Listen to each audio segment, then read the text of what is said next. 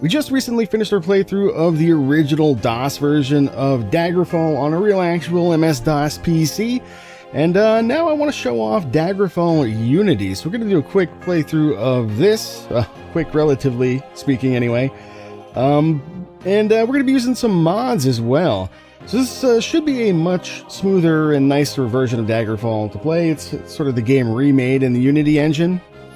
You can check out there will be a link to like the project and everything, so you can try it for yourself. But yeah, we're gonna go ahead and kind of get started making our character. These are just kind of the basic settings that I have set up at the moment here.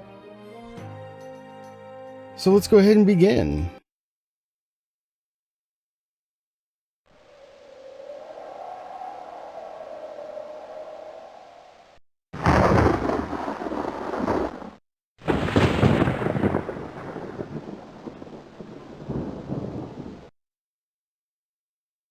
Alrighty, that looks awfully familiar. We're going to go ahead and start a new game. And just like last time for the DOS version, we will pick our skills randomly. But this time, we're going to be a wood elf. So wood elves hail from the province of Valenwood, who are a part of a tall, fair-skinned people known to be extremely agile and quick. Wood elves have a natural affinity for the bow and arrow, and all members of their race have some ability with that weapon. There are well-known wood elves in most every class, but the arts of thievery are their particular forte. Is your character to be a wood elf? We are going to be a wood elf. Yeah, so this should give us like a bonus to hit or maybe damage with the bow. I can't remember exactly. And maybe they get bonuses to some of their thiefy type skills, I guess. I'm not really sure. But yeah. We'll just be male. It doesn't really matter. And we will make a custom class here. Just like so. Okay, so. The way this will work, as a reminder from the original DOS playthrough, we're going to spin a wheel to find out which skills we're going to have. This is just wheelednames.com that I'm using here for convenience. With all the skills on a wheel. Except this time, I'm going to start with the two minor skills at the bottom here. Then we'll do a major skill. Then we'll do a primary skill. And then we'll come back and do two more minor skills, major skill, etc. Until we've got all of our skills. And then we'll play around with like I'll set our stats and advantages and stuff manually, HP, all that kind of stuff. So that, yeah, we'll have some kind of a hopefully interesting custom class. So without further ado, let's go ahead and see what our first minor skill is going to be.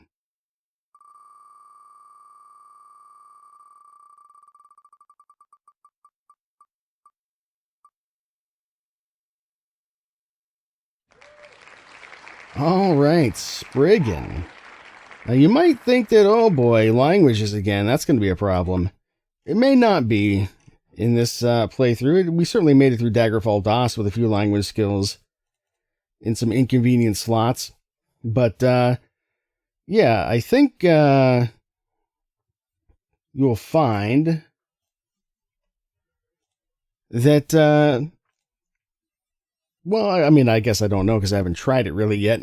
But I have a mod that I think it might make language skills a little bit more interesting. Let's put it that way. We'll talk about the mods at the end, really briefly. But, that's a minor skill, though. My bad. I'll just put an alteration as a placeholder there. Spriggan, there you go. So, let's go ahead and get our next minor skill here.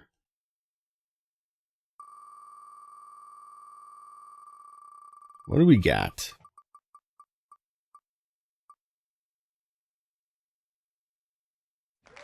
Okay, Centaurian. Take it off the list, and we'll slap it right in there. All right, I can't remember exactly how this works, but I think it's like your first or like your highest minor skill, your highest two major skills, and then your highest, well, all your primary skills.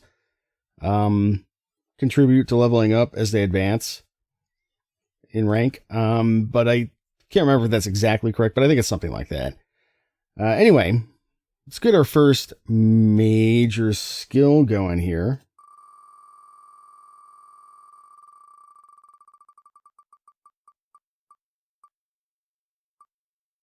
Well, that's convenient. I wasn't sure, if archery was even going to show up on our skill list here at all, but there it is. So we got archery as a major skill. So that works well with being a wood elf. Now let's figure out what this primary skill is gonna be here. Get rid of the placeholder.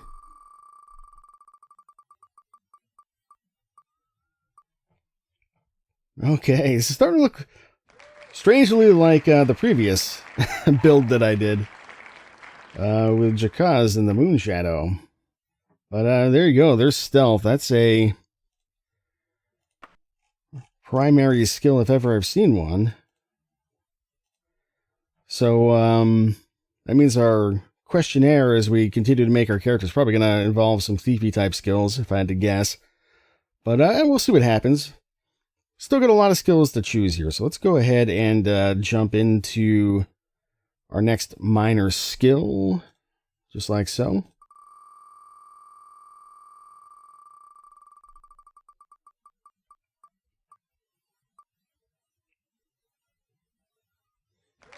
Okay, climbing, interesting. Daggerfall is the only Elder Scrolls game with like an official climbing skill, I believe. We put it to pretty good use in the DOS version of the game. And I made a Khajiit specifically because I wanted to take advantage of their bonus to climb. But I actually had read that all the racial skills in the DOS version of Daggerfall are bugged. So I'm not sure it actually did us any good. But we still got to do some climbing. It still worked fine. And yeah, most of those bugs, maybe all of the bugs in the DOS version of Daggerfall, should be fixed in this version of the game. So that is also like a nice to have. So let's go ahead and get another minor skill here.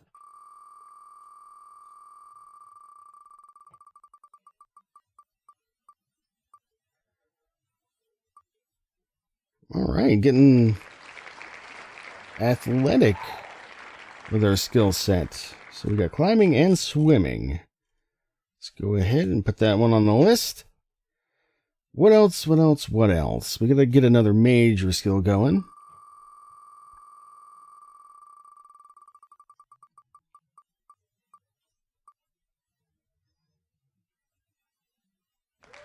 Etiquette. It's not a bad one to have, I guess. Etiquette can be used to pacify some monsters, like I think vampires are one, and it's also used to like talk to nobles and stuff like that. So that's interesting. I don't think that one was on our list last time. Let's see if we end up with any magic. I am gonna actually, I'm not gonna limit myself the way that I did last time as far as like how much magic we take for like a multiplier. I did something where like if we get X amount of magic schools on our list, I take a higher class of extra magic points. But this is a little bit more of a casual playthrough, even though I'm doing random skills. So yeah, we'll figure something out for that later. But let's get our second primary skill.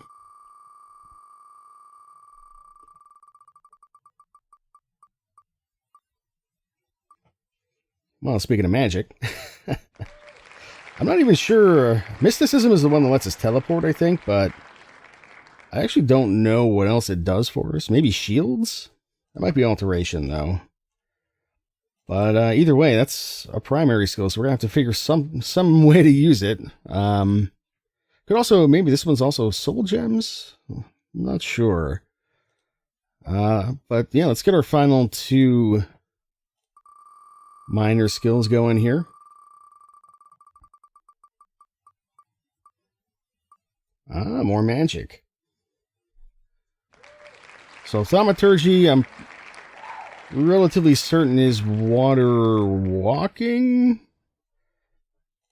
and some other kind of stuff. Might be like the draining type spells as well. Next minor skill, or final minor skill, in fact.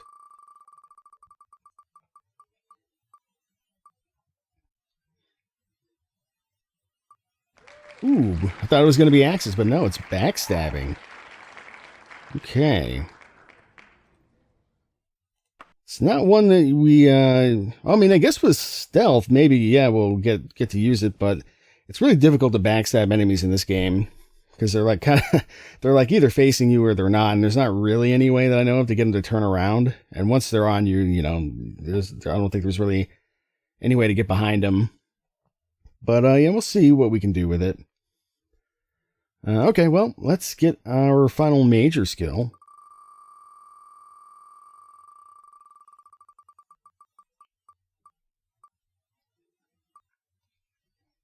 Okay, sure, running. I like going fast. I don't mind having running as one of our higher skills here. We only need to level up 2 out of these 3, really, to gain levels, so we can kind of probably just let, probably realistically, etiquette do whatever it wants, because running's going to go up like crazy on its own anyway, I think, but we'll see. Anyway, final primary skill. Let's see what we got for our absolute final skill here.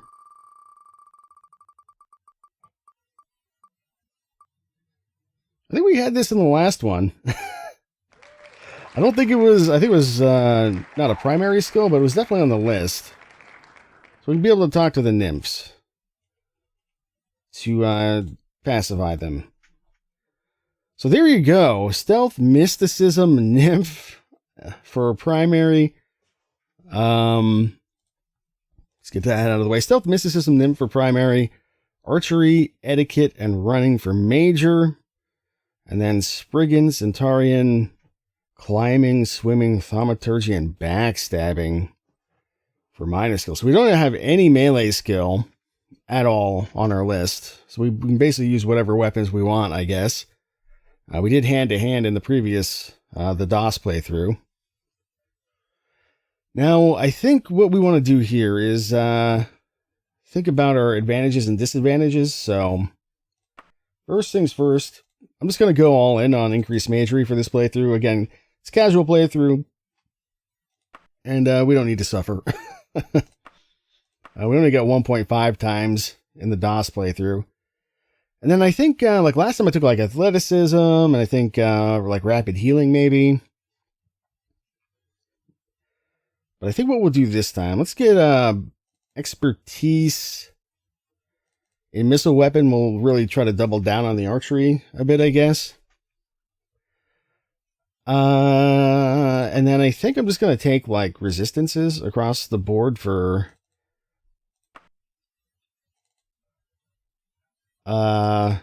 all of the damaging magics. So let's see here. I think there's one more. Fire, Frost, Shock, and then just like straight magic.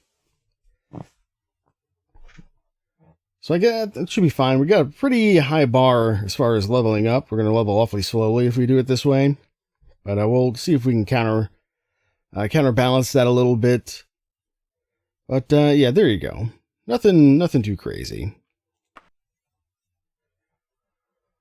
So for I guess disadvantages, what are we thinking about here? Last time we couldn't use shields at all. But I'm not sure I'm going to do that this time. I think we'll take a critical weakness to poison and disease and paralysis. Yeah, that knocks things down pretty quick, doesn't it?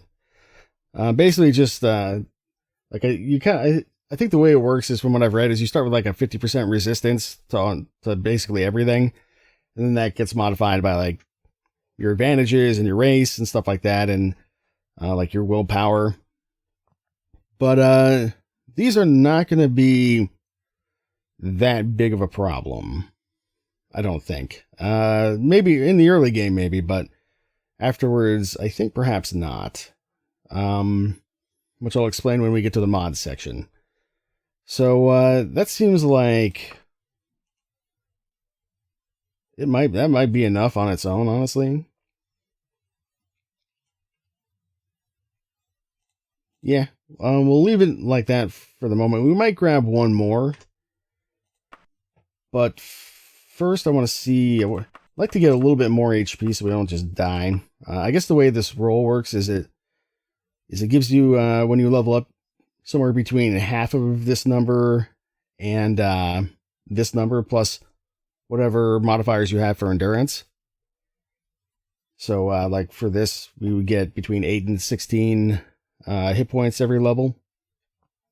And you can see that brings us right back up to kind of average. So I wonder if there's another disadvantage that might be worth grabbing here. I think last time I took like lower magic ability. I think it was in sunlight, not darkness. Damage from sunlight in the holy places. I don't know if that really fits the theme of what we got going on here.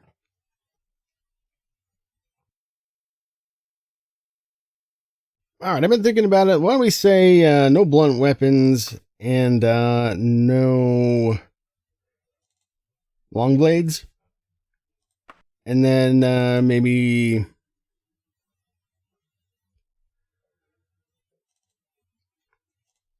I guess we don't need to worry about shields so much. So we can do axes, we can do short blades and bows, and obviously hand to hand. And use a shield, I guess, if we really want to, just to try it out.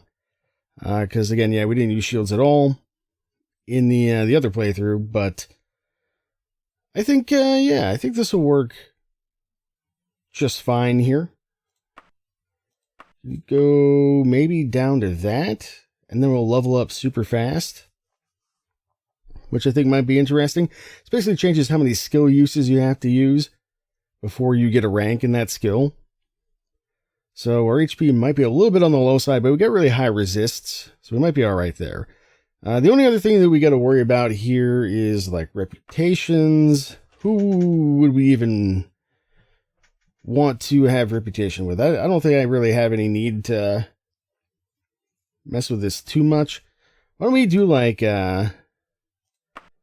scholars and nobility, but maybe not so good with like peasants and the underworld, despite her stealthiness. Just cause. We'll try that on for size.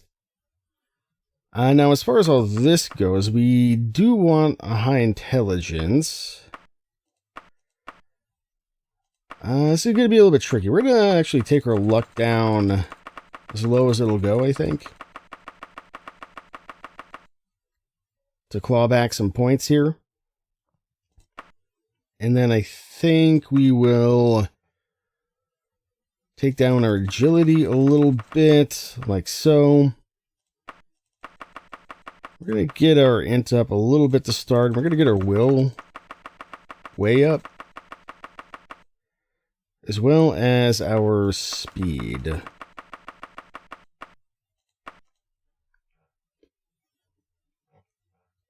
And even I'm tempted to, so maybe we'll leave that the way it is. We'll just go for speed here. Let's see, anything else to change?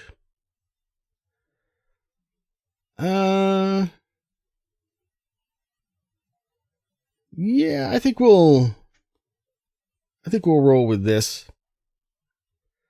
Now what do we gonna call this? I think the name is obvious. It'll be a mystic archer. Clearly. So there you go. That's our class. I'm going to go ahead and hit exit here. I think nothing else to do. Let's see. We want to choose our career path by answering these questions. So we need to pick a weapon to have some initial skill with. Now, archery is kind of would make sense, except I think we could get more levels if we don't pick archery. So why don't we pick a melee weapon instead? Why don't we say axes? Which thieving skill have we been studying the longest? How about critical striking? I don't know if we can critical strike with a bow or not, but I hope so. What motivates you into a life of adventure? How about knowledge? Your preferred criminal method? Yeah, this is looking awfully familiar. Can't remember exactly which of these is which. But let's say swindling. This might be one of these. One of these is probably like Streetwise or something. We'll say swindling. Given your choice of reward, we most likely choose. Now we could choose the ebony dagger. That's a perfectly serviceable option. And definitely the most powerful thing that we could grab out of like all of this kind of stuff here. But let's take this amulet. Why not? I don't know what it does, but it's ours now. One of the most important survival skills we picked up is let's say haggling with merchants. Let's see, we're active as a child more than anyone else our age. Let's see. Let's go with all of these are on our skill list: running, sneaking, climbing, swimming, except for this one, which I guess would just be hand to hand. But it doesn't really matter that much. So let's just go with climbing, I guess. You get most of the things you want by stealing from diversified merchants. One skill we could not work without must be, let's say, dodging. As a child, your nickname was, I guess we'll go with Rabbit for jumping, presumably. And what, if any god, do we worship? We will go this time with, last time we went with Akatosh, God of Time, which is oddly appropriate, given this game's subject matter. But I think we'll go with Julianos, the god of logic this time. And our feral health as a child has made us less resistant to poisons, disease, magic, or easily tired. I mean, let's say less resistant to disease. We're going all in on disease. It's going to cause big problems for us, probably. All right, we're going to name thyself. Haven't really thought of this. I don't even remember what the elf names are like in in the Elder Scrolls universe. Give me a sec to look up the subject matter, and then I'll see if I can come up with something appropriate here. Yeah, there you go, Legolas. Like Legolas with a lisp. No. Let me do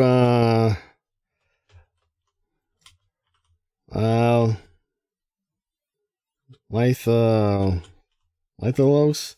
There you go. Completely original Elvishish name. Yeah, is that just Aerosmith? Steven Tyler, I think.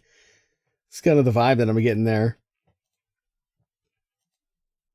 This guy's got a goofy smile. Not a lot of options though. What do you go with? Who's a mystic archer look like?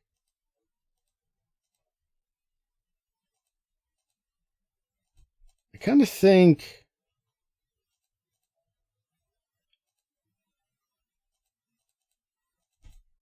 maybe this guy.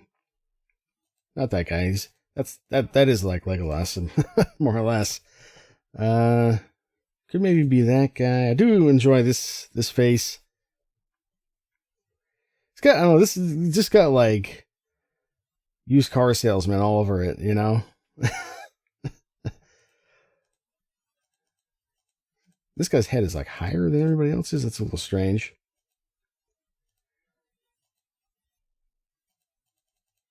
Yeah, sure, whatever. Let's go for it. All right, I guess as for this, we'll just keep whatever we got here. So we're going to do 2 points in agility to just get rid of that hit penalty. And then I think we want probably... I'm seeing like some potential breakpoints here. This would get us an extra HP per level. And then I guess we could kind of focus on some other stuff as we go along. And get us a little bit more healing rate as well, which, maybe is good. And then, yeah, I don't know. I guess just an extra point of strength there, because why not? I think it seems reasonable. So, yeah, this magic resist will add to our resistances as well. So basically, like, we shouldn't have to worry about getting blown up by rapidly casting magical enemies as much as we did in the DOS playthrough. I guess we'll see how that works out. But that's the hope anyway, because we took all those damage resists. So yeah, we're resistant, but definitely not immune still. All right, so what are we going to do here? I don't think we need to optimize too terribly much. But let's go and we'll just slap all this into mysticism. And this one, I think we got to just do archery. And then here, I guess, like none of these are all that great. I guess we'll just put it into our magic skill for thaumaturgy. But yeah, we'll see what happens, I suppose. And then reflexes is just like how fast enemies attack and stuff, I think. We're just going to put that on very high, just like we did for DOS. Okay, so this is our character. This is going to be a little bit awkward, just as far as progression of events here, because of the mods that I have installed. So I guess what we'll do is we'll just say, okay, we'll watch the couple intros to the game, and get situated with like an opening save and everything, and then we'll talk about mod stuff. So let's go ahead and hit OK here.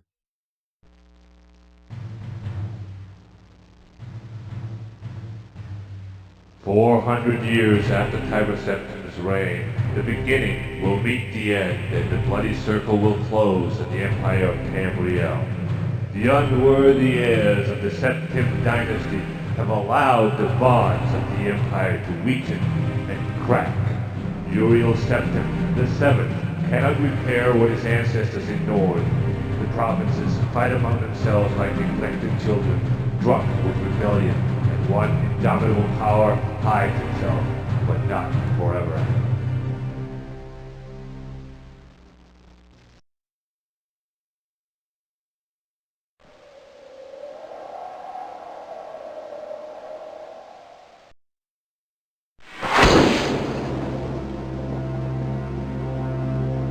Excuse the gloom, but none may know of this meeting. The nature of my trouble is darker still.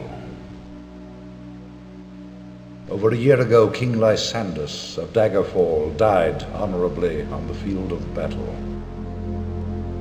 He was as loyal a subject, ally, and friend as you are. I did grieve for him, but his spirit does not rest. With a spectral army, he haunts his former kingdom, crying for revenge. I do not know why a good and loyal man would be so cursed. Perhaps you can find the answer and close the marble jaws of oblivion, bringing peace to his soul. I ask this as your emperor.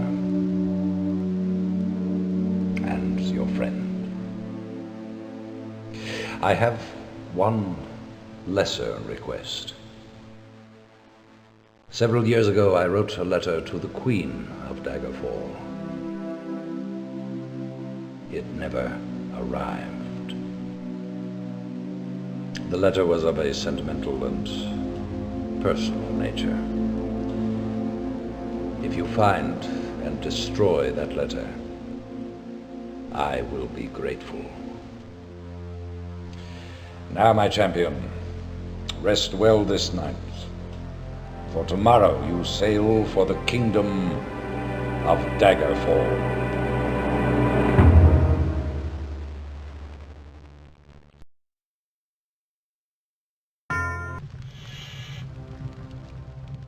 Alrighty, the quest begins. Now here's our first mod, immersion rolls. What this does is basically gives us like a little bit of a extra bit of background, a little extra quest that we can go on. So I thought it'd be fun to try it out. We're going to go ahead and say yes. And then this is the regular intro. You wake up and look around the room. Some hours ago, you were on a boat en route to Daggerfall when a storm of supernatural strength boiled over the Iliac Bay like a malefic creature. Your boat was destroyed, but you managed to swim through the churning water to a promontory rock. There you found a cave and escaped the fury of the storm. You'd only just lit a small fire when a mudslide sealed you within. Your fear of being buried alive calmed when you saw the corridor leading out of the cavern. Perhaps there is a way out of this cave after all. Once free of the cave, you can begin the Emperor's Quest. Alright, dfunity has an updated tutorial. I don't need no stinking tutorial. And yeah, we'll just pick a random role quest. I have no idea. I think there's like 5 or 6 different sort of backgrounds that we could have, but let's see what we get. We are an escaped slave. You enjoyed a simple life in your hometown mere days ago. Ignorant of the many dangers that plagued Tamriel, you set out for a walk in the nearby wilderness. You heard some shouting nearby and approached the source of it. Someone then cast a spell, and you next remember waking up on a ship with several other captives surrounded by fierce guards. Luckily, a group of vigilantes happened to sail by a short time later. They recognized your captor's vessel and gave battle to free the slaves on board, including yourself. You watched as the slavers fought fiercely to retain their hard-earned prizes. As one mage fell, an unusual gem spilled out of his shirt pocket, clearly enchanted. You scrambled over to grab it and use its magic for your benefit, if possible. One of the criminals shouted, "No! The Wood Elf's about to!" Then the teleportation enchantment fired, sending you far from the battle. As your eyes adjusted to the darkness, you looked around. You can only assume this is the slaver's hideout, or was, since they'll be looking for a new one now that you were teleported here. The secret is out. Left a small cache of equipment nearby, and you've picked out several things that look to be of use to you. Now you need to find the exit. So this obviously clashes a little bit with the, canonical story. But this is something that happened in the past, and blah, blah, blah. Use your own headcanon to tie it into the story. It doesn't really matter. And yeah, welcome to dfunity. You'll notice that I'm still in 4x3 mode here. You can play this game in widescreen if you want to, but I can't do it. We just come down to effects settings here and see. It's easier to see not here, but in like towns and stuff and outside. The aspect ratio is just wrong, and coming straight out of classic Daggerfall, I can't accept that. So, yeah, I have this other UI mod here that kind of fills in the gaps with like some of the classic UI that you would see if you weren't using like full screen mode in regular Daggerfall. And it also has the added benefit of giving us some hotkeys to work with too, which is kind of nice. So, yeah, I think this is fine. Now, as far as the rest of the mods, we're going to have to jump out of the game here. I'm just going to go over them briefly, because we'll get into, I'll maybe try to explain some things here and there as we play through the game some more. But yeah, that'll be for the first proper episode of gameplay in the next one. Okie dokie, so as far as our mods go, I've got a few installed. Nothing too crazy. There are definitely many more out there, but we'll go over these kind of one by one, just down the list. So these first three are just resource packs for modders that are requirements for other stuff that we have installed. I can't remember exactly which ones. And there'll be links to everything somewhere. I'll leave those so you can check them out for yourself. Just downloaded everything from the Nexus in this case because I'm lazy.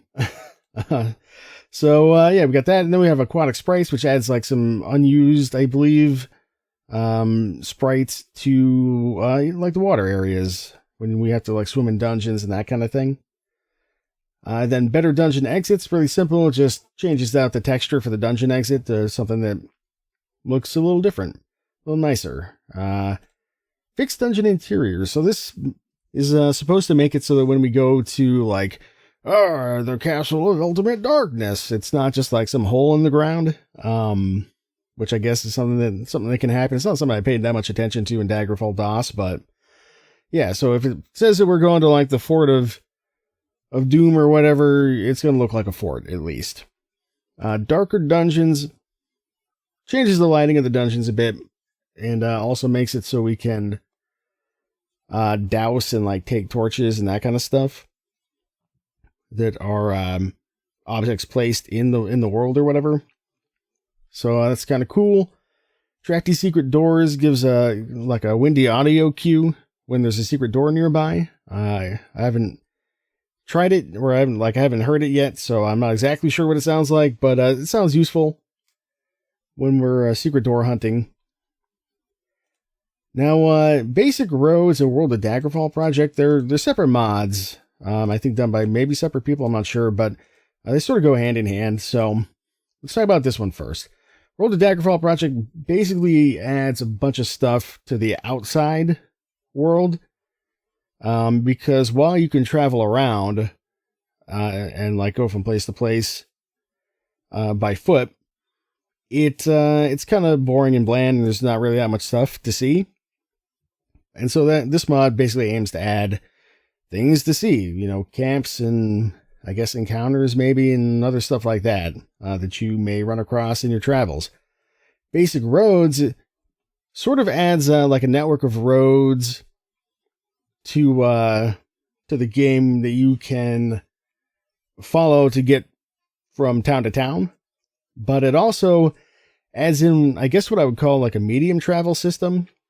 So instead of slow travel by foot or fast travel, which basically just teleports you, you can follow the road. So we'll try that out when we get playing. Windmills of Daggerfall adds windmills to farms. I believe windmills were like in some screenshots, but they got cut from the game. So just put some windmills in. Why not? Bettany Restored adds in the locations from the Bettany demo that are missing in the full Daggerfall game. So like the actual city of Bettany will be back into the game, which is pretty cool. Dynamic skies just makes the skies look nicer. Daggerfall enemy expansion adds in some new enemies, including some from like Arena, I believe. So just a little bit more variety for us as we play through the game. Now this is a big one, Archaeologist. So this is the Archaeologist Guild mod. Basically adds a whole new guild to the game that you can join, like the Mages Guild, Fighters Guild, etc. Except these people are archaeologists, and it's intended for like a low magic playthrough. We're not going to be doing a low magic playthrough, but they give you some tools to like find your dungeon targets when you're doing quests for them, and they give you some items that can help sort of make exploration a little less painful if you're playing a magicless or low magic character. And then, of course, they've got like their own quests and stuff like that as well. So I think it should be pretty cool. I'm looking forward to trying it out. Convenient quest log just makes the quest log a little easier to use and navigate.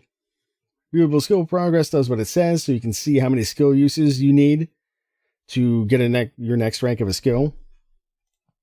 Inventory filter adds like a filter text box to our inventory, so we can type in like iron and it'll show us all of our iron armor or whatever.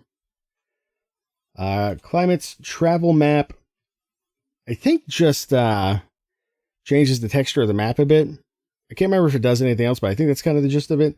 Which reminds me that, Basic Roads also adds in some other travel options as well.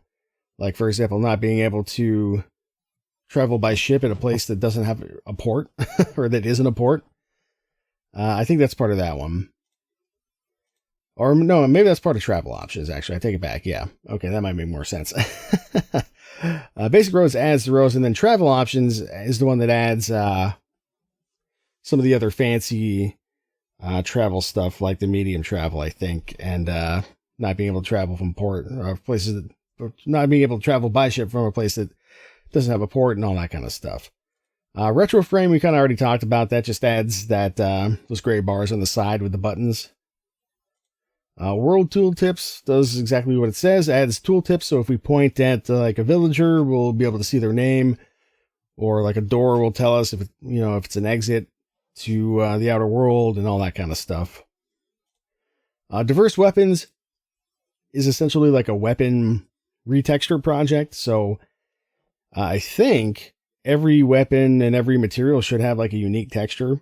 So it just makes the game a little more interesting to look at. Readied spellcasting hands is nice. Basically, when you have a spell readied, it'll show your hands in like a casting position. So it just makes it a little bit more clear what's going on there. And now this is probably the biggest gameplay change that I have installed. Basic magic regen. So in the vanilla DOS experience, magic doesn't regenerate unless you drink a potion, which is hard to come by, or you rest. This adds in like a more modern magic regen feature. So every tick we'll get some, the way I have it set anyway, we'll get some percentage of our total magic points back based on our willpower. And that's like every in-game tick. So this makes magic a lot more viable if you want to do like a real mage. Like, we're probably not going to do that because we didn't roll into destruction. But I don't know, we'll see what mysticism has. I'll look it up. And thaumaturgy, maybe we make some cool spells. We'll see. Random immersion rolls we talked about. That's the one where I guess we are an escaped slave in this playthrough. It gives you a little extra questing to do, a little extra backstory. The Adventurer's Guide to Witch Covens is a book that should point us to some, or maybe all, witch covens. I'm not exactly sure, but it sounded like it might be an interesting in-game way to get that information. And then no nudity does what it says. So all those dirty, dirty boobies that you couldn't possibly handle in HD should be covered up. That's not going to affect the enemy expansion. I don't know that there's any nudity in that, but so like the nymphs should be covered up, and like all the women in the temples and stuff like that, because God forbid you see a clump of pixels that roughly looks like the female nipple in HD. Oh my God. How would you ever survive? So there you go. Those are the mods that I've selected for this playthrough. Again, there are a bunch more out there, but this is what we're rolling with. And I think it'll be a lot of fun. So with that, I guess I'll see you in the next one.